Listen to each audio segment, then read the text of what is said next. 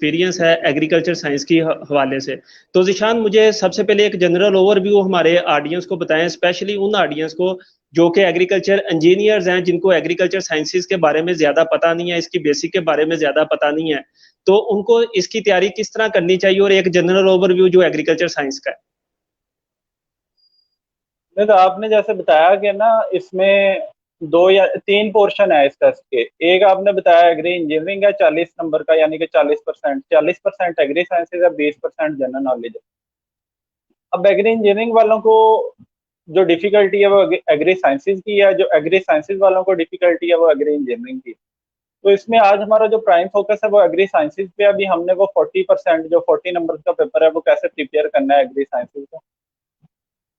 तो पेपर की नोयत अगर देखें ना तो 3 पोर्शन है इसमें इसमें यानी कि एग्री इंजीनियरिंग और एग्री साइंसेज का पेपर जो मैंने जितने टेस्ट लिए हैं उसके मुताबिक बिल्कुल बेसिक इसमें से वो जो भी पेपर सेटर होगा वो एग्री इंजीनियरिंग फैकल्टी से हो, वो एग्री साइंसेज फैकल्टी से हो, जो भी पेपर सेटर होगा वो बिल्कुल बेसिक लेवल पे इसमें क्वेश्चन देगा भी, यानी कि जो भी पेपर सेट करेगा बेसिक लेवल के क्वेश्चन होंगे। जितना इसमें बेसिक रह के तैयारी की जाएगी उतना ही आप ज्यादा एफिशिएंटली अच्छे तरीके से तैयारी कर सकते हैं। अगर हम एक मेजर को पकड़ के उसकी डिटेल में या डेप्थ में जाना शुरू हो गए, उसकी टॉपिक्स पे, टर्मिनोलॉजी पे, या उसकी यानी कि डेप्थ में जितना जाएंगे उसमें एक तो हमारी प्रिपरेशन इफेक्ट होगी, दूसरे नंबर पे हम अपनी यानी कि जो लाइन है बेसिक की लाइन से हटते जाएंगे। और जितना हम उस लाइन से हट के एक तरफ चल पड़े तो वो अल्टीमेटली ये कि उसका नुकसान है कि भी आप बेसिक पोर्शन को कवर नहीं कर सकेंगे। क्योंकि एग्रीकल्चर एग्री साइंसेज में अगर आप मेजर देखें ना, मेन मेन 8 से 9 मेजर इजीली बनते हैं एग्री साइंसेज के।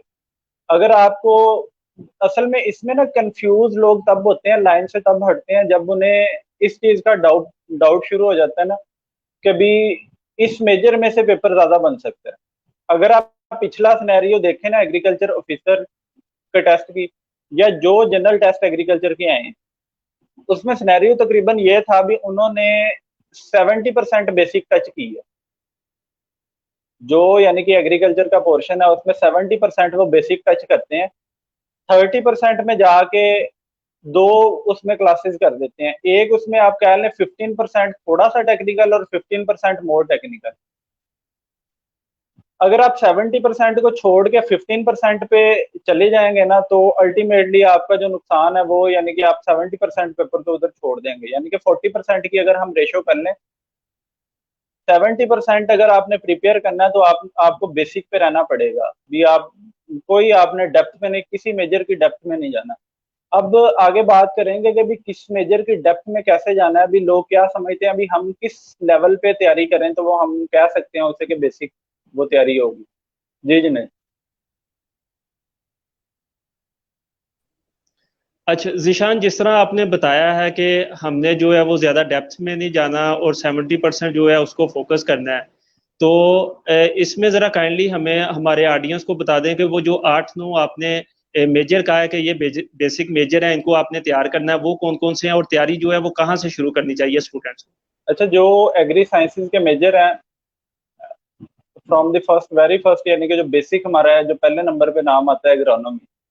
प्रोडक्शन इसे डिवाइड कर लेते हैं। प्रोडक्शन के 2 मेजर हैं, एग्रोनॉमी और हॉर्टिकल्चर। आगे आगे प्रोटेक्शन के एंटोमोलॉजी और प्लांट पैथोलॉजी 4 हो गए। Soil science, plant breeding and genetics, agriculture extension,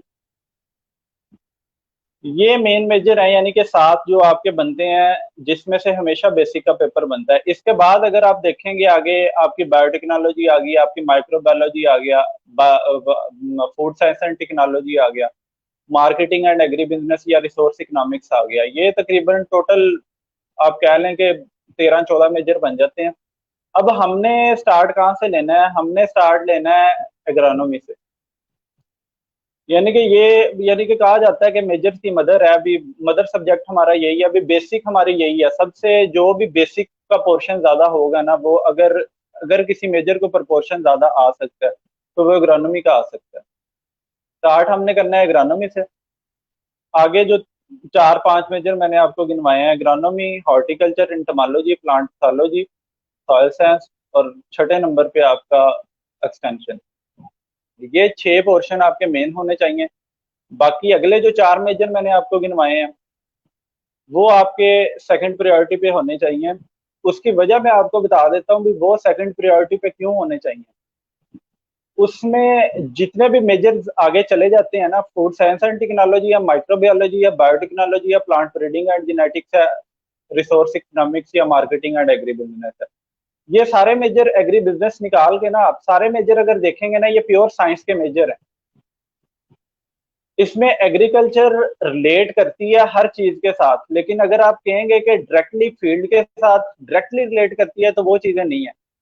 भी बायोटेक्नोलॉजी या प्लांट ब्रीडिंग एंड जेनेटिक्स को आप देख लें तो ये यानी कि आप कह लें कि भी इसमें आपको प्योर साइंस पढ़नी पड़ती है। वो प्रोसेस है उनके भी बीज बनाने का प्रोसेस है, भी वो आपको डीएनए लेवल पे या उसके बिल्कुल सेल लेवल पे जाके स्टडीज है। माइक्रोबायोलॉजी में भी ऐसे ही है। तो ये सेकंड प्रायोरिटी पे रखने का मकसद इसका ये है कि भी ये मेजर बहुत ज्यादा साइंस को टच कर जाते हैं, यानी कि ये मेजर डेप्थ में चले जाते हैं। तो अब हम स्टार्ट करते हैं भी हमने प्रिपरेशन स्टार्ट कैसे करनी है। उसमें पहले जो मैंने बात बताई है ना, जो भी पेपर सेटर होगा उसने एक चीज ध्यान में रखनी है कि उसने कोशिश करनी है कि बेसिक्स को फोकस करे।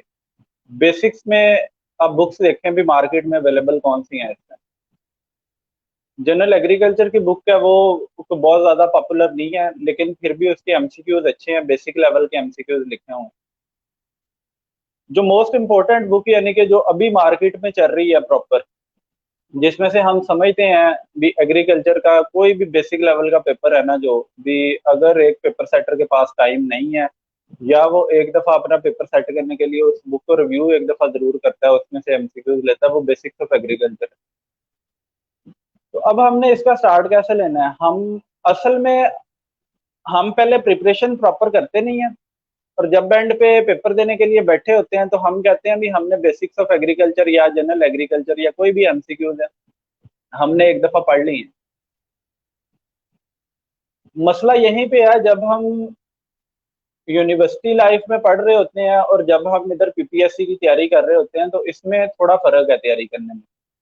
उधर हम जनरल देख रहे होते हैं, चीजें एक दफा गो थ्रू की, 50% 60% हम पेपर में अगर आ गए, 50-60% हम लिखा है, अपने व्यूज उसमें शेयर कर दिए, या अगर हमें कुछ 40% चीज पता है तो हम उसे एक्सप्रेस ऐसे करते हैं कि भी वो 60% तक चली जाती है।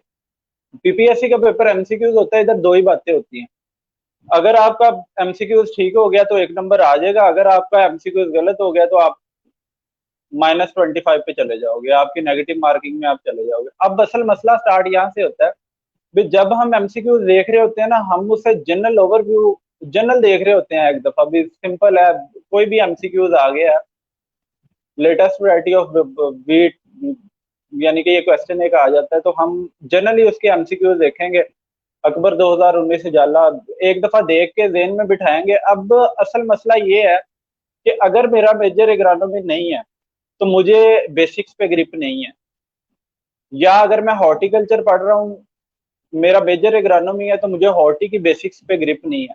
आप सिर्फ अपना पोर्शन तो जनरल पढ़ सकते हैं, लेकिन बाकी पोर्शन आपने जनरल तरीके से नहीं पढ़ने। आपकी इसमें रिवीजन होनी चाहिए। आप पहले एक दफा बेसिक्स ऑफ एग्रीकल्चर का पहला चैप्टर खोलते हैं, आप एग्रोनॉमी पे आ गए हैं, आपने उसकी बेसिक टर्मिनोलॉजी देखी, उसमें डेफिनेशन भी हैं, फिल इन द ब्लैंक्स भी हैं, आपने जस्ट वो पढ़ लेनी है, एक दफा पढ़ लेनी है, गो थ्रू कर लिया उसे, अगेन आपने सेकंड चैप्टर में नहीं जाना, उसी चैप्टर को फर्स्ट स्टार्ट कर लेना। अब उसमें आपने ये देखना है सेकंड जो आपकी रीडिंग चल रही है या सेकंड नंबर पे आप जो उसे रिव्यू कर रहे हैं, आपने उसमें देखना ये है कि जो मैंने पहली दफा गो थ्रू किया है, आप एक एमसीक्यूज पढ़े, उसके ऑप्शन देखे बगैर उसका आंस जज करने की कोशिश करें कि भी इसका आंसर मुझे आता है या नहीं आता। अगर तो आप अच्छे पिकर हैं, अगर आप अच्छी यानी कि पिकिंग आपकी एबिलिटी है, तो आप 40% 30% चीजों को पिक फर्स्ट टाइम कर देंगे। अगर आप अच्छी पिकिंग नहीं रखते तो सिंपली ये बात है कि भी अगर जब दूसरी दफा आप रिव्यू स्टार्ट करेंगे ना, तो आपको हार्डली कोई 10 या 15 एमसीक्यूज का पता होगा भी ये मैंने पढ़े थे और उनका आंसर ये। हम कर ये रहे होते हैं, हम हर रीडिंग को जनरल रीडिंग ले रहे होते हैं।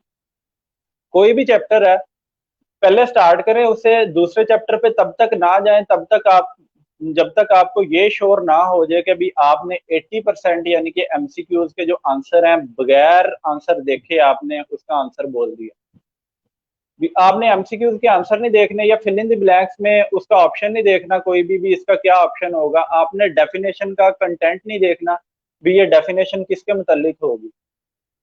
अगर फौरन आपके माइंड में वो उसका आंसर ब्लिंक कर जाता है, क्लिक कर जाता है कि भी इसका ये आंसर है बगैर देखे, तो आप समझ लें कि आपका ये वाला चैप्टर है जो प्रिपेयर हो गया। अब इस लेवल तक पहुंचने के लिए मेरे ख्याल में 3 रीडिंग्स तो कंपलसरी आपको चाहिए अच्छे तरीके से। अगर आप जो ये 7 चैप्टर मैंने गिनवाए हैं ना, अगर आप अच्छे तरीके से तैयारी करना चाहते हैं ना, मेरे ख्याल में 15 दिन आपके लिए बहुत ज्यादा है। फर्स्ट टाइम अगर आपने पेपर में अपीयर होना है ना, अगर आपने बेसिक्स ऑफ एग्रीकल्चर को टच नहीं किया अभी तक और आप 3 से 4 घंटे डेली के दे सकते हैं, तो 15 दिन सफिशिएंट है आपकी तैयारी के लिए। खास तौर पे ये जो बुक है इसकी तैयारी के लिए सफिशिएंट है कि भी आप बहुत 100% नहीं तो 98-95% आप इसको प्रिपेयर कर देंगे। अब हमने करना क्या है, हमने ये जो पहले 6 मेजर गिनवाए हैं आपको, प्रोडक्शन के, प्रोटेक्शन के, सॉइल साइंस और एग्री एग्री एक्सटेंशन, इसे हमने 1 बाय 1 रिव्यू करना है। जो तरीका बताया है उसी तरीके में भी, यानी कि इसकी रिपीट रीडिंग हमने करनी है, रेपिटेशन में आना है, 2-3 दफा गो थ्रू करके हमने नेक्स्ट पे चले जाना है। अब इसमें एक बात का ख्याल रखना है, रहना बेसिक के ऊपर है। अब मैंने पहले बात की थी भी, इसमें बताऊंगा कि बेसिक और डेप्थ का क्या फर्क है। अब फर्ज किया आप हॉर्टिकल्चर पोर्शन में आ जाते हैं। अब हॉर्टिकल्चर में बेसिक क्वेश्चन में आपको बताता हूँ भी क्या हो सकता है। वो आपसे पूछ सकते हैं भी किन फ्रूट्स का इफेक्ट है ना, जो डाइटरी इफेक्ट है वो कूलिंग है। एक क्वेश्चन की जनरल है, अभी हर बंदा यानी कि एक दफा पढ़ेगा उसे थोड़ा सा आइडिया हो जाएगा भी इसमें जामुन आ सकती है, इसमें सिट्रस की कोई वैरायटी आ सकती है, अभी ये उसे थोड़ा सा कंसेप्ट आ जाएगा। अभी अब हमने इसकी हॉर्टी की मजीद डेप्थ में जाना है, तो डेप्थ में क्या होगा, हम इसकी टर्मिनोलॉजी पे आ जाते हैं। जीनिया इफेक्ट क्या है, मेटाजीनिया इफेक्ट क्या है, ये बेसिक्स ऑफ एग्रीकल्चर में क्वेश्चंस दिए हुए हैं जो प्योर हॉर्टिकल्चर की टर्मिनोलॉजी है। तो हमने इस टर्मिनोलॉजी के अंदर अपने आप को यानी कि कम्प्लेक्स नहीं करना, कंफ्यूज नहीं करना अपने आप को, बेसिक क्वेश्चंस पे रहें। हॉर्टी की जनरल डिवीजन देख लें, भी पोमोलॉजी या ओलाइकल्चर है, फ्रूट्स की टाइप देख लें, समर वेजिटेबल कौन सी है, विंटर कौन सी है, इतना का आइडिया होना चाहिए आपको। सिट्रस इटसेल्फ क्या है, अभी किन्नू एक वैरायटी है, जनरल ओवरव्यू उसका देखें, उसकी टर्मिनोलॉजी छोड़ते जाएं जो प्योर। इसी तरह एंटोमोलॉजी में आ जाते हैं हम। एंटोमोलॉजी में बेसिक क्या है, जो चीजें फील्ड में या बेसिक के रिलेटेड है ना, वो सिंपली एटीएल लेवल होंगे। इंसेक्ट है, व्हाइट फ्लाई का एटीएल लेवल क्या है, नीचे वो ऑप्शन दे सकते हैं आपको। जेसिड का एटीएल लेवल क्या है, जो गुरदासपुर बोरर है किस क्रॉप का इंसेक्ट है, अभी ये बेसिक चीजें हैं सारी। अब इसमें डेप्थ में हम क्या किन क्वेश्चंस को डेप्थ में लेंगे या डीप क्वेश्चन कंसीडर करेंगे। आप इंसेक्ट की क्लासिफिकेशन पे आ जाते हैं, बेस इंसेक्ट का ऑर्डर कौन सा है, हमोप्टेरा है या कोई और है। इंसेक्ट की डिवीजन क्या है, हेड, थोरक्स, एब्डोमेन क्या है, इस इंसेक्ट के एग की शेप कैसी होती है, इसके विंग कैसे होते हैं, उसमें विंग में पैटर्न कैसे होते हैं। वो प्योर एंटोमोलॉजी का क्वेश्चन नहीं बना रहा पेपर सेटर। ये बात ध्यान में रखनी है कि किसी भी मेजर को इतना डीप नहीं लेना कि आप इतना कंफ्यूज हो जाएं कि आपको समझ ही ना आए भी ये मैंने मेजर कैसे कवर करना है। सारे मेजर्स के लिए सेम यही स्ट्रेटेजी रखनी है। आप सॉइल साइंस में आ जाएं, सॉइल साइंस में भी आपको जनरल पता होना चाहिए, सॉइल टेक्सचर क्या है, सॉइल स्ट्रक्चर क्या है, जनरल पाकिस्तान की सॉइल्स कैसी हैं, पीएच लेवल पाकिस्तानी सॉइल्स का क्या है, एसिडिक सॉइल क्या होती हैं, बेसिक सॉइल क्या होती हैं, जनरल ये चीजें पता होनी चाहिए। अब इसमें डीप क्या होगा, आप सॉइल केमिस्ट्री को लेके बैठ जाए भी, नाइट्रोजन कैसे इफेक्ट करती है जमीन के अंदर या उसका केमिकल रिएक्शन क्या है। तो ये है डेप्थ और बेसिक का फर्क भी, आपने किस लेवल पे आपने अपने आप को रखना है कि आप बेसिक पे रहें। और जैसे ही आपको ये फील हो कि हम डीप जा रहे हैं या एक मेजर की डेप्थ में जा रहे हैं, अब वो एमसीक्यूज वाला वो वाला पोर्शन बेशक छोड़ दें, कोई जरूरत नहीं है उसे तैयार प्रिपेयर करने की। तो ये हमने पहले कवर करने हैं जो बेसिक आपको बताए हैं। सेम स्ट्रेटेजी हर मेजर पे रखनी है। इसमें एक है कि भी आप एग्रानोमी को थोड़ा, एग्रानोमी है भी जनरली और एग्रानोमी की टर्मिनोलॉजी वगैरह सारी चीजें बहुत इजी हैं। एग्रानोमी को थोड़ा आप एक दफा देख लें अच्छे तरीके से। बाकी जितने भी मेजर ना, जैसे मैंने आपको बताया, बेसिक्स आपने अपने माइंड में रखनी है और उसको गो थ्रू करते जाना, दो दो तीन तीन दफा, और आगे बढ़ते जाना। वेरी लास्ट पे आपको जो तीन चार मेजर बताए थे, food science and technology, plant breeding and genetics, इनमें जो पहला पोर्शन रख लें सेकंड प्रायोरिटी पे, सेकंड पोर्शन में पहली प्रायोरिटी पे आप पीबीजी रख लें। पीबीजी में जनरल सा आपको पता होना चाहिए भी सेल्फिंग के कौन से मेथड हैं, क्रॉसिंग के मेथड क्या हैं, वैरायटी किन प्रोसेस से गुजर के बनती है, ये जनरल स्टेप्स हैं भी जस्ट अपने आप को सेटिस्फाई करने के लिए आपने ये पढ़नी है। जहां से इनका ये काम स्टार्ट हो जाता है अभी जेनेटिक लेवल पे जाके, क्रॉसिंग क्या होती है, डबल क्रॉस क्या है, सिंगल क्रॉस क्या है, हेट्रोसिस क्या है, ये जब चीजें स्टार्ट हो जाएं तो आप समझ लें कि भी अब हम अपने ट्रैक से हट रहे हैं, आपने दोबारा वापस आ जाना है बेसिक पे। एक तो इसमें हमारा ये है कि हमने एक ये प्रीपेयर बुक ले ली है, बेसिक्स ऑफ एग्रीकल्चर, इसमें से क्वेश्चन ले लिए और पढ़ लिए, ये जनरल एग्रीकल्चर, ये दो चीजें पढ़नी है। दूसरा अब हम इसमें जिक्र करते हैं भी जब हमने तैयारी करनी है तो और सोर्सेज क्या हैं हमारे पास एग्री साइंसेज की बेसिक पढ़ने के लिए, और सोर्सेज क्या हैं इसमें। एक जो मेन बेस्ट यानी कि आप सोर्स देख लेना भी, पहले भी इधर कोई लाइव सर आए थे या कोई भाई आए थे, उन्होंने प्रिपरेशन के रिगार्डिंग ये बात की थी कि भी जो आपके बेसिक के नोट्स है ना, यानी कि वो एग्री साइंसेज वालों के हैं भी, फर्स्ट फोर्थ सेमेस्टर के यानी कि पहले 4 सेमेस्टर के, वो बड़ी अच्छी की है एक बेसिक की, क्योंकि उसमें सारे सब्जेक्ट पढ़ते हैं और बेसिक कोर्सेज पढ़ते हैं। एक ये हो गया। दूसरे नंबर पे गूगल पे जाएं आप, सिंपल उसमें एमसीक्यूज लिखें, MCQs of agriculture extension, MCQs of basic agriculture in Pakistan, तीन चार सर्च करेंगे ना आप, तो आपको ना डिफरेंट पेपर, कोई फेडरल के पुराने पेपर पड़े होंगे, कोई 20 के एमसीक्यूज उसके मिल जाएंगे, किसी ने कोई पीडीएफ की फाइल शेयर की होगी, कोई 100 का एमसीक्यूज उसमें मिल जाएगा। अपनी यूनिवर्सिटी के जनरल एमसीक्यूज है 100, वो अगर आपको मिलते हैं वो गो थ्रू कर ले एक दफा।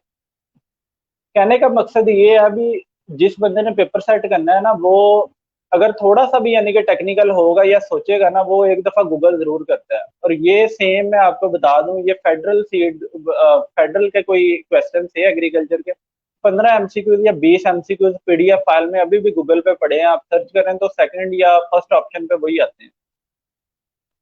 एग्रीकल्चर एक्सटेंशन के पेपर में या दूसरे पेपर में अक्सर उनमें से 3 से 4 एमसीक्यूज रिपीट हुए होते हैं। उन 14-15 एमसीक्यूज में से 3-4 एमसीक्यूज हर दफा रिपीटेड होते हैं, और वो सिंपल बेसिक के क्वेश्चन है बिल्कुल। तो ये है अभी सोर्सेज आपके क्या हैं, ये एक इंटरनेट हो गया, आप उससे डिफरेंट तरीके से ब्राउज करते हैं, उसमें से आप मटेरियल ले लेते हैं और उसे गो थ्रू कर लेते हैं। थर्ड ऑप्शन हमारे पास आता है भी बेसिक्स, उसमें आ गया आपका ये जो एग्री पंजाब की वेबसाइट है उस पर अगर जाएं तो डिफरेंट प्रोडक्शन टेक्नोलॉजीज पड़ी हैं उसके ऊपर, ज़राअतनाम में उसमें रिसेंट रिसर्च सारी आ रही होती है, जो भी फील्ड में काम हो रहा होता है तो वो डिफरेंट रिसर्चर उस पर पब्लिश कर रहे होते हैं अपने आर्टिकल उर्दू में, उनसे नोट्स बन सकते हैं। गुजरातनामा मैंने पहले भी एक दो फॉरम पे बात की है, मैंने ये बताया था कि गुजरातनामा पढ़ने का भी तरीका यही होना चाहिए भी, हमने बेसिक पे रहना है। अदारिया उसका जरूर पढ़ें, गुजरातनामे के अदारिये में लेटेस्ट जितनी एग्रीकल्चर की इंफॉर्मेशन होती है वो एक अदारिये में लिखी होती है। ईयर ऑफ पल्सेस 2018 में पाकिस्तान का जो 2018 को ईयर ऑफ पल्सेस वर्ल्ड में डिक्लेयर किया गया था, ये मुझे उधर से पता लगा था। अभी मेरे ख्याल में लास्ट पता नहीं कौन सा ईयर सॉयल ईयर के नाम से मनाया गया है, तो उसमें ये अदारिया के अंदर ये वाली चीजें आ रही है। उसमें सिंपल आपने पढ़ना कैसे है, सिंपली आपने जस्ट उसका मेन अदारिया पढ़ना है, जो उसका एक लिखा होता है, उसमें आपको ना कोई एक इंफॉर्मेशन मिल जाएगी जरूर। पाकिस्तान इंपोर्ट एक्सपोर्ट के हवाले से मिल जाएगी भी, खाने का तेल कितना बाहर से मंगवा रहा है, कितनी हमारी खपत है, ये दो तीन चीजें अगर आपको हर अदारिया में से मिलती हैं, सिंपली इसे पढ़ के फेंकना नहीं है, इसके नोट्स तैयार करने हैं, जो आपको पॉइंट्स मिलते हैं वो पॉइंट्स अपने कॉपी पे लिखते जाएं, पेपर से 2-3 दिन पहले रिव्यू कर लें सारे, तो वो आपको इजीली वो बातें देन में रह जाएंगी। सेकंड आगे जब आप ज़राअतनामा खोल लेते हैं, उसमें काफी सारे अगर 15 आर्टिकल हैं टोटल, 15 के 15 में कोई होगा भी इंसेक्ट पेस्ट का कंट्रोल है, कोई होगा कि वेट हम बाहर से मंगवा रहे हैं, अभी इसका क्या इम्पैक्ट आएगा, कोई इसका जिंक पे होगा, अभी जिंक का रोल क्या है, अभी जो चीजें आपको बेसिक ही लगे वो उसे रीड आउट करके उसके कंटेंट बना लें अपने। और जो आपको लगेंगे भी ये स्पेसिफिकली एंटोमोलॉजी या स्पेसिफिकली एग्रोनॉमी, अब हमें ये पढ़ने की जरूरत नहीं है। अभी हमने कमाद की काश्त करनी है तो हमें जमीन की तैयारी कैसे करनी चाहिए, कोई भी बंदा ऐसा क्वेश्चन नहीं पूछेगा उधर। जनरल क्वेश्चनिंग होगी, वैरायटीज के हवाले से बेसिक क्वेश्चन पूछ सकता है वो, लेटेस्ट अप्रूव्ड वैरायटीज पढ़ लें, बैन वैरायटीज शुगर केन में बड़ी इंपॉर्टेंट है, राइस में, ये पढ़ लें। हम असल में पढ़ लेते हैं, मैं फिर वही बार रिपीट कर रहा हूँ, कोई बंदा इसे राइटिंग में लेके नहीं आता। ये अब आगे बात करेंगे भी मेरा ये जो स्टाइल था तैयारी का, मैं बहुत ज्यादा ब्राइट स्टूडेंट नहीं हूँ। मैंने पिछली भी जो ने टॉक की थी वो यही बात बताई थी कि भी हम तकरीबन आप कह लें कि बैक बेंचर थे, और सीजीपी अभी आप कह लें कि मिडल में रही है। 3 पॉइंट मेरे ख्याल में 28 पे बीएससी थी, 3.67 पे एमएससी थी। वो मैट्रिक में जब हम तैयारी करते थे ना या एफएससी में, तो वो हमारे उर्दू और इंग्लिश के टीचर बड़ा पीटते होते थे, कहते हैं कि पेपर पैटर्न या पेपर पैटर्न का आपको तो पहले पता ही होना चाहिए, पेपर अटेम्प्ट करने का आपको पता होना चाहिए भी। अगर हमें पेपर अटेम्प्ट करने का नहीं ना पता भी, हमने पेपर को अटेम्प्ट कैसे करना है, तो मेरे नहीं ख्याल में आप बिल्कुल 100% प्रिपेयर कर लें अपने आप को। उसकी अगर अटेम्प्ट का ही नहीं पता आपको भी उसे अटेम्प्ट कैसे करना है हमने भी, या आपको अगर ये नहीं पता भी उसमें किस लेवल पे क्वेश्चनिंग आएगी, आप एक पोर्शन बहुत ज्यादा 6 महीने 2 महीने 3 महीने लगा के बहुत ज्यादा डीप में स्टडी कर लेते हैं और कहते हैं कि भी हम एग्रीकल्चर के स्कॉलर बन गए हैं, तो इन चीजों की उन्हें जरूरत नहीं है। उन्हें बेसिक नॉलेज नॉलेज उन्होंने बेसिक आपका चेक करना है। अपने आप को बेसिक लाइन पे रख के तैयारी करें तो लाइन से भी नहीं हटेंगे, और प्रिपरेशन भी आपकी बड़ी फिट होगी, और इंशाल्लाह टेस्ट भी कवर हो जाएगा। जी जुनेद। लेडीज एंड जेंटलमैन, जैसा कि जिशान ने अभी बेसिक्स ऑफ एग्रीकल्चर का जिक्र किया, तो ये बुक है, इसके राइटर हैं रमज़ान रफ़ीक साहब और डॉक्टर शौकत अली साहब। और ये 7th एडिशन जो है ना, गालबन इसका मार्केट में अवेलेबल है, आप ये परचेज कर सकते हैं। उसके अलावा आपको मैं अपना पर्सनल एक्सपीरियंस एक शेयर करना चाहूँगा कि जिस तरह जिशान ने बड़ा ज़बरदस्त जो है वो कम्प्रीहेंसिवली इसको कह लें कि ब्रीफ किया, तो हमारे व्हाट्सएप के ऊपर भी ग्रुप हैं। तो तकरीबन जितना भी मटेरियल है जो एग्रीकल्चर साइंसेज से है, जो एग्रीकल्चर इंजीनियरिंग से रेलिवेंट है, वो हम अपने व्हाट्सएप ग्रुप में शेयर करते हैं। मैं हूँ, जिशान है, आमिर मुश्ताक भाई हैं, और हमारे बहुत से कुलीग हैं। तो हम यानी कि उस कह लें कि व्हाट्सएप ग्रुप्स को जो है ना वो डाटा वगैरह शेयर करते रहते हैं। तो आपको परेशान होने की ज़रूरत नहीं है, सिर्फ एक आपकी जिम्मेदारी है कि स्टडी जो है वो आपने खुद करनी है। डाटा हम आपको प्रोवाइड कर देंगे, कनेक्शन जो है वो आपका बिल्डअप हम कर देंगे, लेकिन जो स्टडीज है वो आपने खुद करनी है। दूसरा ये है कि लास्ट टाइम इस तरह हुआ कि एग्रीकल्चर ऑफिसर की तैयारी में जो है वो लोगों ने फूड साइंस और एग्री इकोनॉमिक्स दोनों मेजर को जो है ना बड़ा लाइट लिया, उसके बारे में उन्होंने ज्यादा स्टडी नहीं की। तो क्या हुआ कि तो क्योंकि जॉब्स काफ़ी देर बाद आती हैं, तो इनको जो है वो वेटेज जो है, थोड़ी सी इम्पोर्टेंस जो है वो आप लाजमी दें। और ये सारी जो है वो तैयारी के ऊपर आप फोकस करें, और मटेरियल जो है वो आपको हम प्रोवाइड करेंगे, आप गूगल कर सकते हैं, डिफरेंट आपके पास सोर्सेज हैं, उधर से आप कर सकते हैं। तो जिशान, मुझे सबसे पहले बताइएगा कि ये जो जॉब्स होती हैं पीपीएससी की, नॉर्मली इनकी ड्यूरेशन जो है वो टेस्ट कितनी देर बाद आता है, और क्या स्ट्रेटजीज जो है वो स्टूडेंट को ऑप्ट करनी चाहिए? क्या लास्ट नाइट स्टडी जो है वो काफी होती है इसकी तैयारी के लिए? अच्छा, एक तो है ड्यूरेशन का भी पेपर का, और यानी कि जब जॉब्स अनाउंस होती हैं उसका और पेपर का ड्यूरेशन कितना होता है, ये सारी चीजें डिपेंड कर रही होती हैं अपकमिंग जॉब्स में, या जो जॉब्स अनाउंस हो रही होती हैं वो किस स्पीड से अनाउंस हो रही हैं। अगर तो वो स्पीडी अनाउंस हो रही होती हैं, अभी यानी कि आज आपकी वाटर मैनेजमेंट की 75 पोस्ट आई हैं, इसी ऐड के साथ ही मेडिकल की पोस्ट आ गई हैं, इसी के साथ ही लॉ की कोई आ गई हैं, इसी के साथ ही कोई असिस्टेंट की या क्लर्क की या स्टेनो की सीट्स आ गई हैं पीपीएससी की, तो वो इस हिसाब से उसे स्पीडी लेके चल रहे होते हैं। तो इसका शॉर्ट शॉर्ट कोई आइडिया नहीं होता कि अभी कितने दिन बाद आपका पेपर होगा। इसमें मैक्सिमम 2 मंथ भी लग जाते हैं मिनिमम, आप देख लें टाइम।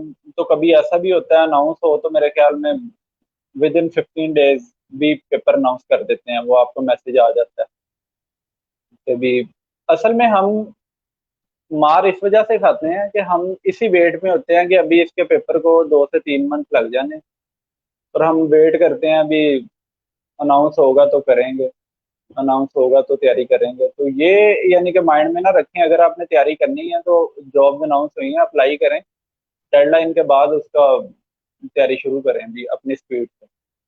जो जुनेद आपने बात की कि लास्ट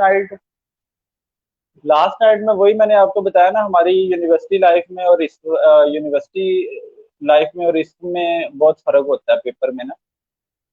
तो अगर आप कहेंगे ना कि लास्ट नाइट या लास्ट 2 डेज 3 डेज तैयारी करके हम पेपर दे देंगे, हो भी सकता है कि भी आपने जैसे तैयारी की है, पिछला आपने कोर्सेज अच्छे तरीके से पढ़े हुए हैं, आपकी बेसिक हर चीज़ पे ग्रिप अच्छी है, तो आप टेस्ट क्लियर कर भी सकते हैं।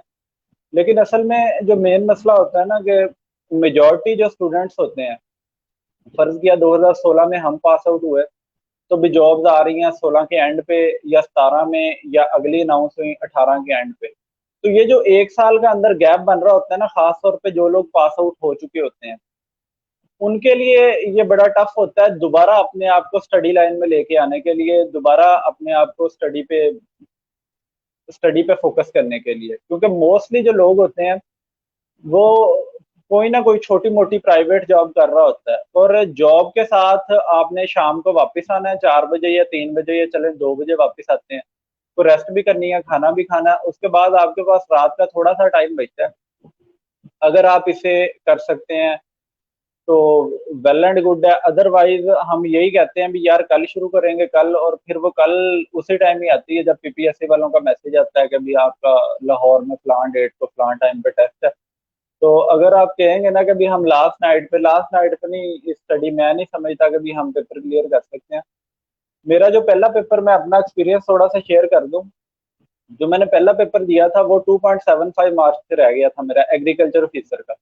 बीएससी के उस टाइम हम यानी कि एमएससी फर्स्ट के स्टूडेंट थे, और बिल्कुल नॉन सीरियस वो दिया था, अभी हमने कोई तैयारी नहीं की, वैसे ही बैठ के जाकर जब उस टाइम फील हुआ ना कभी यार हम बिल्कुल नहीं पढ़े, अगर पढ़ लेते तो ये हम इजीली टेस्ट तो क्वालिफाई कर जाते ना।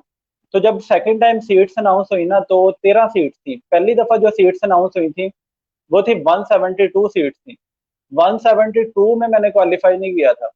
13 सीट्स थी, उस पर 65 लोग शॉर्टलिस्ट हुए थे, टोटल राउंड अबाउट 6800 लोगों ने अप्लाई किया था।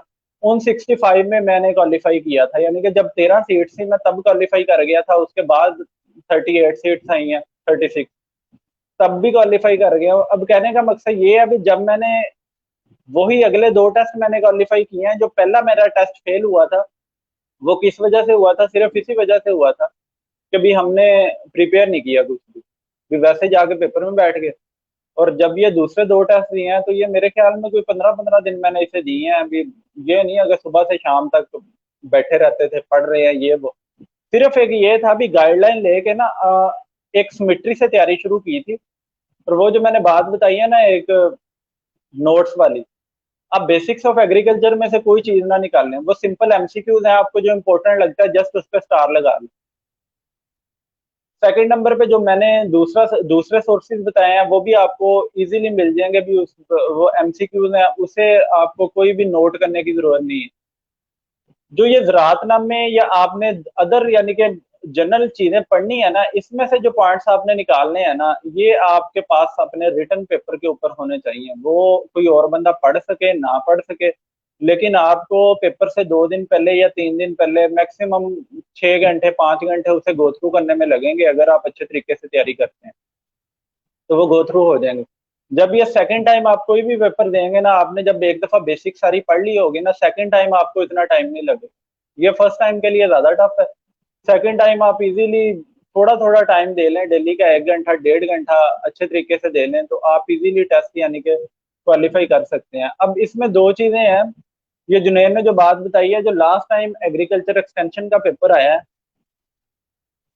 काफी दोस्तों ने हमसे यानी कि जो जूनियर थे उन्होंने भी पूछा, जो सीनियर थे उन्होंने भी पूछा भी तैयारी का पैटर्न क्या था। मैंने उन्हें एक बात बताई थी, मैंने कहा मेरा तैयारी का पैटर्न ये था, और पिछले 3 सालों से या पिछले जो 3 पेपर हैं वो इस पैटर्न पे सेट हो रहे हैं।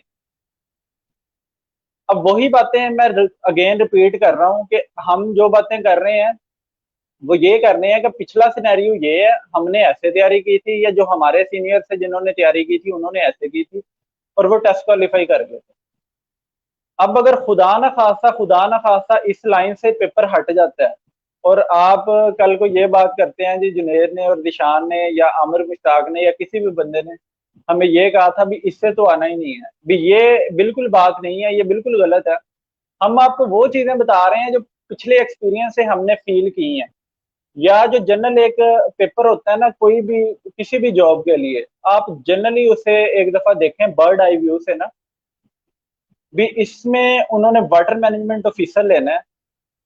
सिंपली बात है, उस बंदे को एग्री साइंसेज की बेसिक का भी पता होना चाहिए, उसे इंजीनियरिंग की बेसिक का भी पता होना चाहिए। ये दो चीजें तो कंपलसरी हैं, क्योंकि एक मैं ये बात इधर कर दूं आपको भी, वाटर मैनेजमेंट ऑफिसर की हमने ये एग्री साइंसेज वाले या इंजीनियरिंग वाले कुछ लोगों को पता होगा भी इनकी ड्यूटीज क्या है। असल में जो वाटर मैनेजमेंट है यानी कि अपने इरिगेशन सिस्टम को ही पूरा देखता है भी। आजकल हम अगर इसमें कह लें कि भी इसमें क्या चल रहा है, भी किस लिए वो ऑफिसर हायर कर रहे हैं, तो उनका जो मेन मकसद है वो इनके वर्ल्ड बैंक के प्रोजेक्ट हैं इरिगेशन की एफिशिएंसी को इंक्रीज करने के लिए। तो उसके लिए ये जॉब खास तौर पे, मेरा जो आइडिया है ना, जो मैंने फर्स्ट टाइम किया था गेस्ट भी, वो ये है कि भी वो बहुत बड़ा एक प्रोजेक्ट है, उसमें जितनी स्पीडी काम यानी कि ऑफिसर्स का होना चाहिए था या जितनी स्पीडी काम ग्राउंड लेवल पे होना चाहिए था वो उतनी स्पीडी हुआ नहीं है।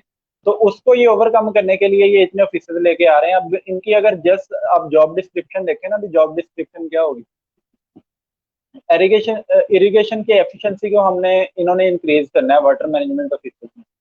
उसमें क्या होगा, ड्रिप इरिगेशन है, स्प्रिंकलर सिस्टम है, आपका ये बबलर सिस्टम है, डिफरेंट सिस्टम होंगे जिससे हम पानी की जो वेस्टेज है उसे हम रोक सकते हैं ओपन फील्ड में।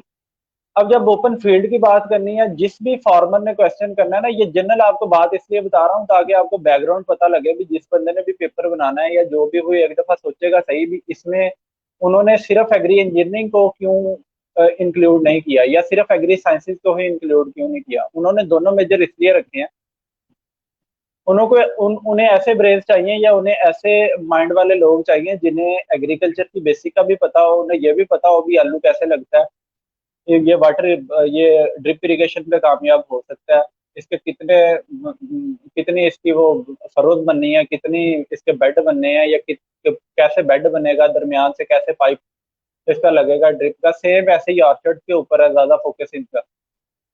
तो जब तक आपको बेसिक का नहीं पता होगा तो फील्ड में परफॉर्म नहीं करेंगे। बेसिकली इसका मकसद ये है, अभी जो 40-40 इन्होंने पोर्शन किया है ना, उसका बेसिकली मकसद ये है कि भी जो भी माइंड इसके पीछे आए उसे जनरल एक दफा पता हो। तो जब आप बेसिक एग्रीकल्चर की बात करेंगे ना, तो वो मेरे नहीं ख्याल में कि वो कोई बहुत ही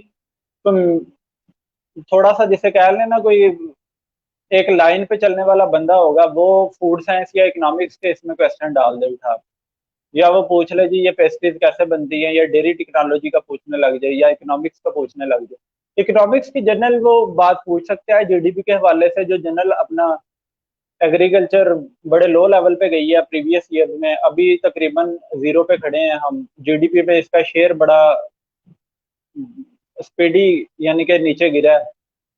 इस टाइप के क्वेश्चन वो पूछ सकते हैं आपसे। तो और इसमें ये एक बात बताना भूल गया मैं, जहन में आ गया, इकोनॉमिक सर्वे ऑफ पाकिस्तान का ना, अगर आप एग्रीकल्चर का चैप्टर देखें उसमें उसके पहले 2-3 पेज होते हैं, वो जनरल उन्होंने लिखा होता है कि भी हम 2019-20 के अंदर किधर खड़े हैं, हमारी जीडीपी में रोल क्या आ रहा है, जीडीपी होती क्या है, इकोनॉमी में इसका रोल क्या है, एग्रीकल्चर का इसमें रोल क्या आ रहा है, आगे उसकी डिवीजन ये होती हैं, इंजीनियरिंग का एग्री इंजीनियरिंग का रोल क्या था, वेटनरी का रोल क्या था, फिशरीज का रोल क्या था, एग्री साइंसेज का रोल क्या था, फिर नीचे क्रॉप्स का होता है।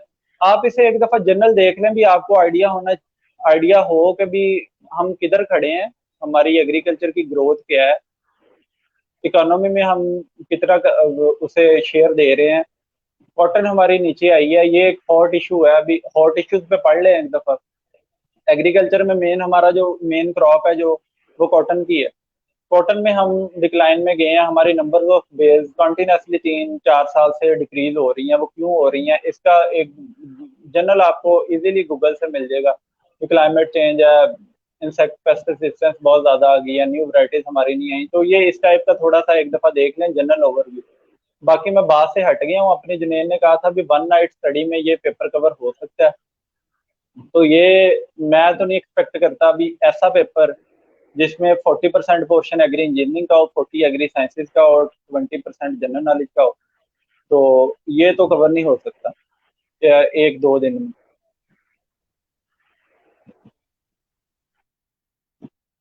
जी जुनेद। लेडीज एंड जेंटलमैन, आपको बताते चलें कि जो आपका वाटर मैनेजमेंट ऑफिसर होता है, इसका एक सुपरवाइजरी रोल होता है फील्ड के अंदर। ये तहसील लेवल की एक सीट है और असिस्टेंट डायरेक्टर को जो है ना ये फैसिलिटेट करते हैं इन देयर प्रोजेक्ट्स। तो जिशान, अभी मैं आपसे लास्ट पे पूछना चाहूँगा कि अक्सर स्टूडेंट बीएससी में इसलिए अप्लाई नहीं करते कि एमफिल और पीआईडी वाले जो है वो जो है ना जॉब हंट कर लेते हैं, या वो सिलेक्ट हो जाते हैं, या क्वालिफाई मेजॉरिटी करते हैं। तो हालांकि हमने देखा है कि हमारे बड़े जूनियर है जो ज़राअत अफसर लगे हुए हैं, या जो इजीली जो है वो सीटें हंट कर जाते हैं। तो मैं पूछना चाहूंगा कि क्या मेंटेलिटी होनी चाहिए टेस्ट को हंट करने की, अप्लाई करने की और विन करने की? जुनेद, इसमें जो बात आपने की है ना, इसमें एक चीज आप क्लियर करें कि जॉब्स, अगर आपने जॉब करनी है ना और खास तौर पे गवर्नमेंट गवर्नमेंट फार्म पे आना है या इन होना है, तो एक बात अपने माइंड से निकाल दें। आप एमएससी और पीएचडी ये चीजें निकाल दें। आप सिंपली एक चीज माइंड में रखें कि ये जॉब रोज रोज नहीं आती। एग्रीकल्चर में जो 2016 वाली इनटेक आई है ना एक्सटेंशन में, ये बड़ी देर बाद मैसिव हायरिंग हुई थी। 172 सीट्स थी और 172 यानी कि पीपीएससी ग्रेड 17 में एग्रीकल्चर ऑफिसर थी। ये कहना आसान होता है, अभी 172 सीट्स आ रही हैं, अभी 172 को आप 5 से मल्टीप्लाई करें, इतने बंदे इन्होंने शॉर्टलिस्ट करने हैं। ये हायरिंग है 75 वाली, ये भी मैसिव हायरिंग है। भी एक दफा बंदा सोचता है यार 75 सीट्स, आप पीपीएससी की एड देखें ना, तो पीपीएससी की एड देखें, आपको एक दफा फील होती है ये वाली बात कि जितनी सीट्स आ रही होती हैं, 8 सीट, 4 सीट, 5 सीट, 10 सीट, जब आप 30 से ऊपर, 20 से ऊपर जाते हैं ना, मैं तो इसे कहता हूँ ये मैसिव हायरिंग है। आपके पास बहुत बड़ा यानी कि बहुत बड़ा आपके पास ये एक यानी कि है, इस टाइम अपॉर्चुनिटी है कि आपने इसे अवेल करना है। अगर आपने जॉब करनी है तो ये बात अपने माइंड से निकाल दें कि भी हम एमएससी के बाद कर लेंगे। भी यार खुदा ना खास्ता एमएससी के बाद सीट 6 साल बाद अनाउंस हुई, या 5 साल बाद अनाउंस हुई, या 4 साल बाद अनाउंस हुई। अगर आप एमएससी कर रहे हैं, आप कहते हैं नहीं मेरी पीआईडी कंप्लीट हो जाए, यार खुदा ना खास्ता अगर पीएचडी के फौरन बाद सीट्स ऐसी ना आई, या आपका कहीं और भी सेटअप ना बना, तो ये बात आप अपने माइंड से निकाल दें। मैंने बीएससी एमएससी फर्स्ट में पहला पेपर दिया था, उसके बाद मेरे ख्याल में ये सीट्स आई, 13 सीट्स आई एमएससी थर्ड में। इंटरव्यू क्वालिफाई नहीं हुआ, 1-2 टेस्ट और दिए, इंटरव्यू क्वालिफाई नहीं हुए। फिर ये 3 साल मैं प्राइवेट में रहा हूँ एंग्रो में, उसके बाद ये मेरा टेस्ट क्लियर हुआ और ये हुआ। तो ये एक जनरल सोचने की बात है। अभी इसमें गैप बहुत आ जाता है। अगर आपने गवर्नमेंट ज्वाइन करनी है, गवर्नमेंट को ज्वाइन करना है, गवर्नमेंट जॉब को, तो ये अपने माइंड से निकाल दें कि आप वेट ना करें अपनी डिग्री एंड होने का, एमएससी एंड होने का, पीएचडी एंड होने का, आप अप्लाई करें। और इसमें जो बात है ना, एक हमारा कम्प्लेक्स ही है भी यार, हमारे सीनियर्स बैठे हैं एमएससी वाले, पीएचडी वाले, जॉब होल्डर बैठे हैं। वो मैंने पिछले भी जो जुनैद ने जब लाइव लिया था मुझे, तब भी मैंने एक प्रोग्राम में यही बात की थी कि ये कंसेप्ट माइंड से निकाल दें आप। जब आप फील्ड में जाते हैं तो अपने आप को भी ब्राइट, अपने आप को ही देखें। अब मैं तो अपने आप को ब्राइट देखता हूँ, मैं समझता हूँ मेरे अंदर स्किल्स हैं, बेसिक के भी हैं, तो मैं इजीली कम्पीट कर सकता हूँ। तो ये वाली बात माइंड में रखें आप। अपॉर्चुनिटी रोज रोज नॉक नहीं करती, ये बात मैं अक्सर करता होता हूँ। अगर आप 2-3 दफा अपॉर्चुनिटी को जाया कर देते हैं ना, भी आपके पास आती है, आप कहते हैं बड़ा टाइम पड़ा है, तो ये अल्लाह ताला की तरफ से या फितरत की तरफ से या नेचर की तरफ से या आपकी लक, जो हम जैसे लक का फैक्टर काउंट करते हैं, वो एक लिमिट तक आपको नॉक करती है। आके आप आपको पिंच करती है अभी यार अप्लाई कर लें, उसके बाद अगर आप टाइम गुजार दें तो फिर बाद में वक्त आपको गुजार देता है।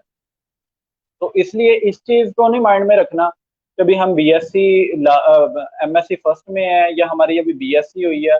आप प्रिपरेशन करें, और बीएससी वाले खास तौर पे पेपर ज्यादा अच्छा अटेम्प्ट कर जाते हैं या तैयारी ज्यादा अच्छी कर जाते हैं, क्योंकि बिल्कुल वो अभी टच होते हैं, सिलेबस के साथ टच होते हैं, उनके लिए पढ़ना थोड़ा इजी होता है, वो टाइम दे सकते हैं। जैसे ही आप प्रोफेशनल लाइफ में आते हैं ना, ये मैंने 2-3 साल गुजारे हैं, आप यकीन करें जब बंदा फील्ड से आता है वापस तो बंदा कहता है भी यार बस रेस्ट करें भी, कोई फेसबुक देख ली, व्हाट्सएप देख लिया या कोई मूवी वगैरह देख ली, भी बंदे का पढ़ने को दिल नहीं करता, बंदा फेड अप हो चुका होता है डेली की रूटीन से। तो इसमें इसलिए आपने कोशिश करनी है कि भी अगर आप अभी स्टडी के साथ इन टच हैं तो भरपूर तरीके से इसकी तैयारी करें। और एंड पे अभी टाइम काफी हो गया, एक ना मैं आपको सिंपल पेपर अटेम्प्ट करने का मैंने बात की थी, भी पेपर को अटेम्प्ट कैसे करना है। पेपर पीपीएससी का जब भी अटेम्प्ट करना है ना, एक बात ध्यान में रखनी है, पहले नंबर पे आपको ये बात बार बार पिंच करनी चाहिए आपके जहन के अंदर, कभी इसमें नेगेटिव मार्किंग है, ये मत भूलें कि इसमें नेगेटिव मार्किंग नहीं है। अगर आपने एक एमसीक्यू गलत कर दिया तो उसका अपना नंबर तो जाएगा ही जाएगा, एक जो उसमें दूसरे लेके जाने हैं आपकी नेगेटिव आपको करना है एमसीक्यूज को, तो वो बड़ा रोल प्ले करता है इसकी नंबरिंग के अंदर। हमारे अक्सर दोस्त जाते हैं ना, तो उनकी वही वाली पुरानी यूनिवर्सिटी वाली आदत बनी होती है कि अगर एमसीक्यूज आ गए तो छोड़ के तो कोई नहीं आना। ये सबसे बड़ा जो फेलियर का मेरे ख्याल में एक लेवल है ना, आप 60% पेपर अटेम्प्ट कर चुके हैं, उसके ऊपर जो आपका फेलियर का लेवल बनता है ना, उसमें एक फेलियर का लेवल ये है कि भी आप जब 100% पेपर अटेम्प्ट करने की तरफ चल पड़ते हैं ना, तो ये आपको जनाब यानी कि नीचे गिराना शुरू कर देता है, आप चोटी से नीचे आना शुरू हो जाते हैं। ये फील उस टाइम होता है जब आपका रिजल्ट के नंबर अनाउंस होते हैं और आप सोचते हैं कि मैंने फर्स्ट अटेम्प्ट में कितने एमसीक्यूज लगाए। अब पेपर अटेम्प्ट कैसे करना है, ये एग्री साइंसेज वालों के लिए भी है, एग्री इंजीनियरिंग वालों के लिए भी है, क्योंकि ये इक्वल अपॉर्चुनिटी है, इसमें प्रपोर्शन 50-50 डिवाइड कर दिया उन्होंने। आप जनरल नॉलेज को ना, इसमें जनरल नॉलेज का जुनैद ने गेस्ट को लाइव लेना है, मैं ना एक जनरल सी बात कर दूं भी, जनरल नॉलेज अगर आपने प्रिपेयर करना है ना, तो जनरल नॉलेज की बुक लेके ना बैठ जाइएगा, वो आपसे कवर नहीं होनी। वो ना ही मेरे से हुई थी, ना ही मैंने उसे बाद में टच करने की कोशिश की है आज तक।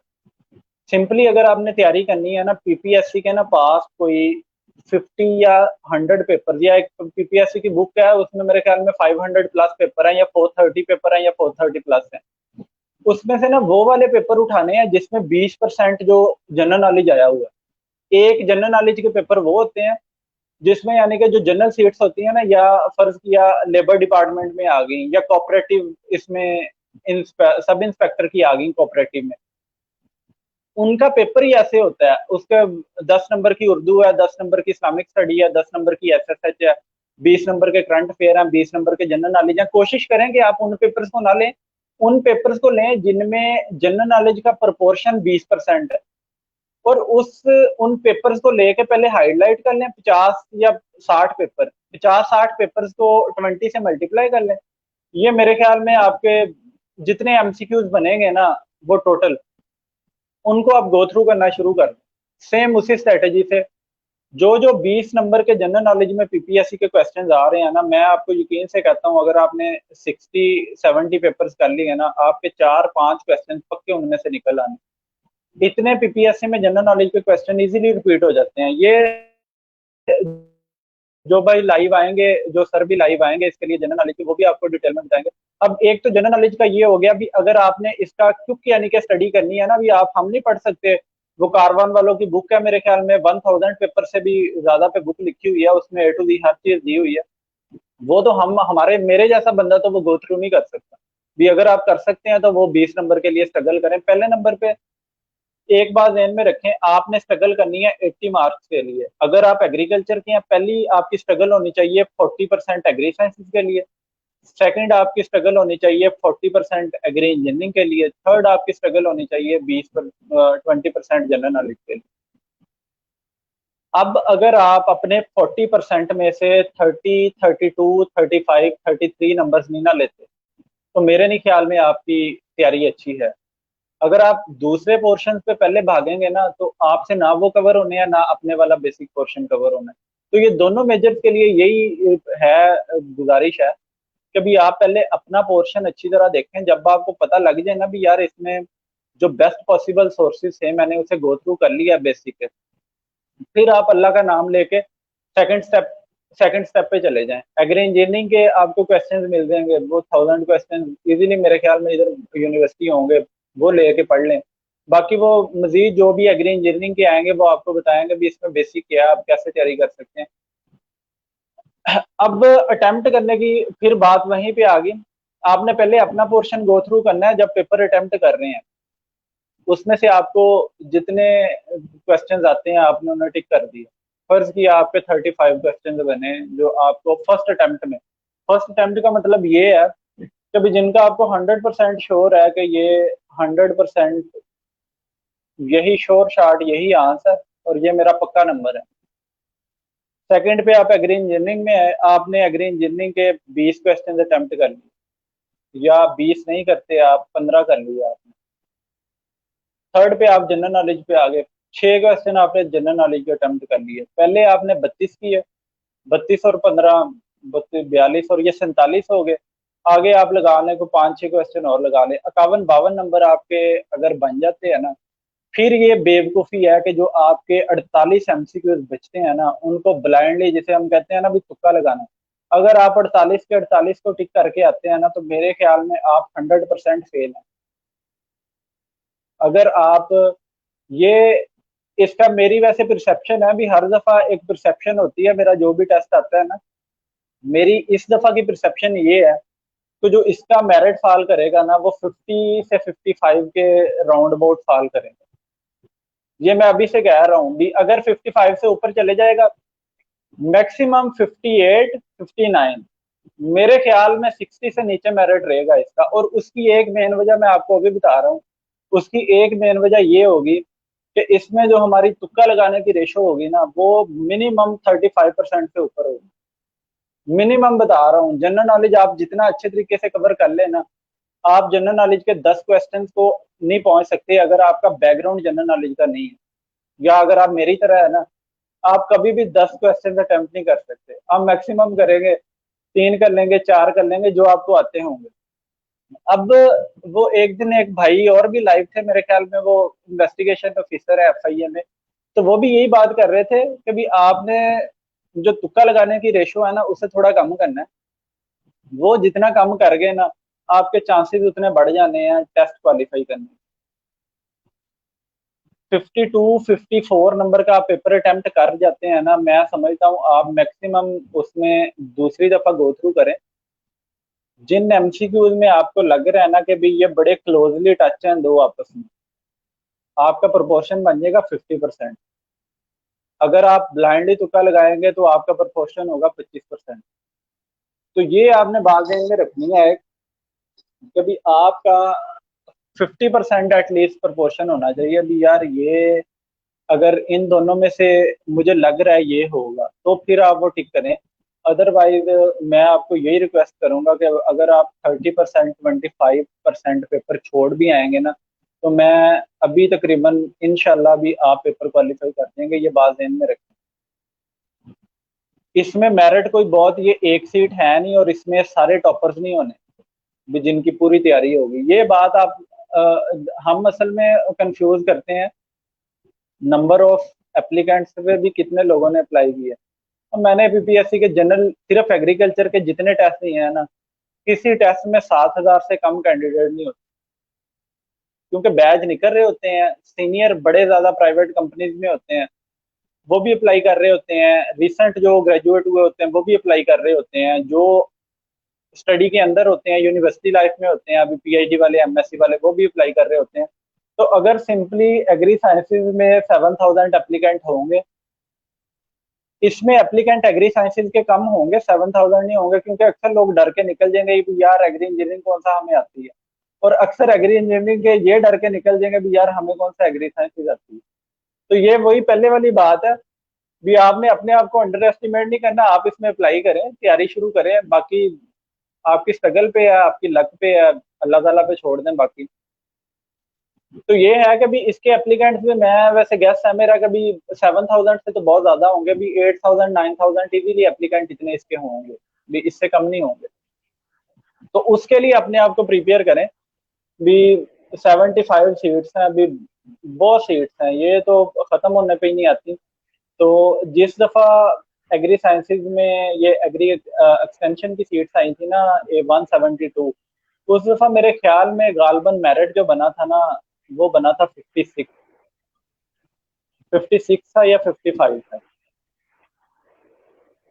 अब इसमें मेरिट मैं 50 से 55 या 55 से 60 के दरमियान इसलिए कह रहा हूँ क्योंकि इसमें जो प्रपोर्शन है ना, वो 2 प्रपोर्शन है, और दोनों में यानी कि यही आप कह लें कि दोनों एप्लीकेंट्स में आपस में टक्कर है। जो दूसरे की बेसिक्स को अच्छे तरीके से कवर कर गया ना, दूसरे सब्जेक्ट की बेसिक्स को, अपने को अपनी बेसिक्स को तो वो कवर करेगा ही करेगा, जो दूसरे सब्जेक्ट की बेसिक्स को कवर कर गया ना, वही बंदा क्वालिफाई करेगा। एंड पे फिर वही बात, जनरल नॉलेज को पैनिक ना लें भी यार वो 20 नंबर का है। आप अगर तैयारी करनी है ना, मैं अभी कहता हूँ आप जनरल नॉलेज वैसे ही छोड़ दें, भूल जाए। मैंने कभी जनरल नॉलेज की किसी पेपर में भी तैयारी नहीं की। वो 20 नंबर आप कह दें कि भी यार मैंने 20 नंबर छोड़ के आने, आप 80% की तैयारी करें। 80 में से 60 आप 60% अटेम्प्ट कर दें अगर, तो 2 3 4% उसमें आपके 50% पर पोर्शन वाले अच्छे वाले तुक्के लग जाए, तो इंशाल्लाह आपका पेपर जो है ना वो क्लियर हो जाएगा। मुझे नहीं लगता अभी इतनी अगर बंदा स्ट्रगल करे ना, तो पेपर मेरा तो फेल नहीं हुआ इतनी स्ट्रगल के बाद। भी लोगों का पता नहीं कैसे फेल हो जाता है, अभी या वो तैयारी नहीं करते उस लेवल पे, या फिर वही उनका पेपर अटेम्प्ट करने का वे डिफरेंट है। इसमें ना जुनैद एक छोटा सा एक्सपीरियंस शेयर कर दूं। जब हम पेपर दे के बाहर निकल रहे होते हैं ना, तो आपको जो बंदा भी मिलेगा ना वो कहेगा, अगर पेपर थोड़ा सा इजी हो ना, यानी कि 75% हर बंदे की एक्सेस में होगा, वो आपको कहेगा मेरे 80 पक्के हैं, मेरे 90 पक्के हैं। तो एक तो उस टाइम बंदा कंफ्यूज ना हो। उस टाइम जो 80 90 वाले कह रहे होते हैं ना भी हमारे पक्के हैं, इसका मतलब ये होता है कि वो 96 या 98 अटेम्प्ट करके आए होंगे। और मैंने ऐसे बंदे कम भी पास होते देखे हैं जो मीडियम रेंज के अंदर ना मीडियाकर हो, और बाहर निकल के कह रहे हो कि भी हमारे 96 या 98 हम अटेम्प्ट करके आए हैं। उसमें आपको इतना यानी कि गैप नहीं मिलता। फिर अगर नेगेटिव मार्किंग पे जब आते हैं ना, तो आप जो आपने अपने ठीक किए होते हैं आप उनको भी गवा बैठते हैं। तो ये इसकी टिप, जो मेन टिप है ना पेपर अटेम्प्ट की, अपने माइंड में एक बात आपने बस रखनी है कि यार ये नेगेटिव मार्किंग है, अगर मैंने इसे टिक कर दिया तो ये मेरा जो 1 नंबर मैंने हरा किया, ये कहीं उसके नंबर ना मेरे कम कर। तो ये जनरल टिप है, बाकी आपको बता दिया। इसके अलावा जुनैद की क्वेश्चन है तो।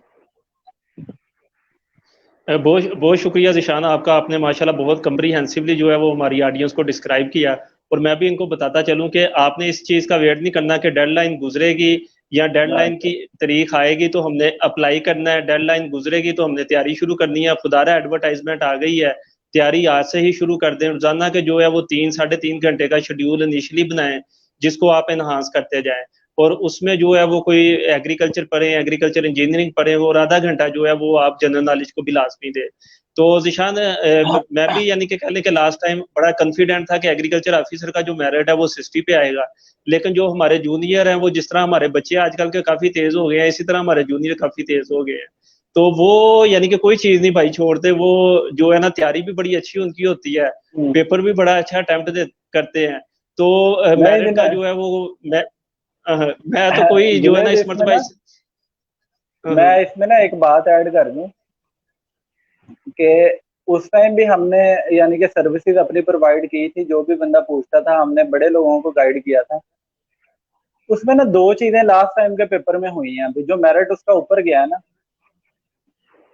अगर हमारे पुराना यानी कि पेपर पैटर्न होता, जिस पैटर्न पे पेपर सेट हो रहा था, बेसिक के क्वेश्चंस आ रहे थे, वो वैरायटीज का पूछ रहे थे, या ये सारी चीजें आ रही, उसके अंदर मेरिट इधर ही रुकना था। क्योंकि 2 3 चीजें मैंने जो नोट की है ना, अगर पेपर बहुत ज्यादा इजी बनता है ना, जब वो जो मैंने पहले बात की है 75% पेपर अगर हर बंदे की एक्सेस में आता है ना, तो ये एक बहुत मेरे समझने के मुताबिक ये एक गुड गेस्चर नहीं होता। ये एक आप कह लो कि बैड चीज होती है। अभी पेपर इतना इजी आ गया, पेपर इजी में कंपटीशन बनता है। दूसरे नंबर पे बात ये होती है कि नंबर ऑफ सीट्स जो आ रही होती हैं, नंबर ऑफ सीट्स कितनी अनाउंस हुई हैं, और उसके अगेंस्ट लोगों का इंटरेस्ट बनता है। अब फिर वही वाली बात है कि बीएससी वाले लाइन में मौजूद होते हैं उस टाइम, वो टाइम भी दे सकते हैं, लाइब्रेरी भी जा सकते हैं, अच्छी तरीके से पढ़ भी सकते हैं। बाकी जो इस पेपर की मैंने असेसमेंट की है ना नंबर की, वो मैंने पिछली दफा वो जो पेपर थी उसकी भी असेस मैंने यही किया था। मैंने कहा भी इसका हार्डली मेरिट चला गया तो 63 या 64 पे जाएगा, तो वो मेरिट उससे भी यानी कि जंप कर गया था। तो इसकी जो मैंने प्रिडिक्शन की है वो इसी बेस पे की है। अभी इसमें जस्ट एक पोर्शन नहीं है, इसमें 3 पोर्शन है। और दूसरा मैंने आपको इसका गेस्चर दे दिया। अभी हमारे जो जूनियर या सीनियर जितने भी होते हैं, हम इस चीज को भूल जाते हैं कि पीपीएससी में नेगेटिव मार्किंग है।